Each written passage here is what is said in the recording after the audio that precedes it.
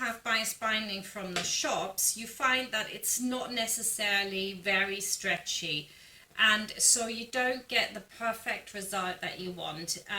They have their places, these types of bias bindings, because if you're doing a petticoat, if you're doing anything where you need lots and lots and lots of binding, then these board types are really, really good. But if you want to do necklines really well, then you shouldn't use them. They really don't work. They aren't stretchy enough, so that's the reason why.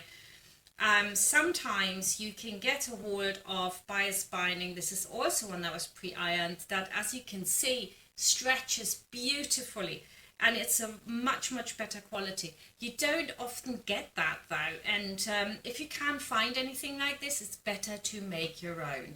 So how do you make your own? Let me quickly show you, and then we'll get right back to this. You want to fold over your fabric at a 90-degree angle, and that will give you then the 45-degree angle you need for your bias binding.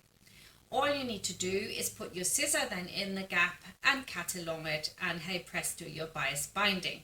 Fold it all over along that line, and then you can mark it whether you want it to be 4 centimeters wide or 5, 4 centimeters or 4.5 is usually what I would recommend for a beginner, and then you can cut your own bias binding.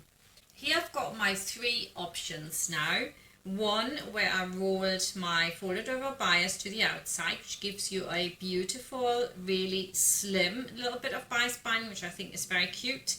You've got the wider stuff, which was done with a shop board.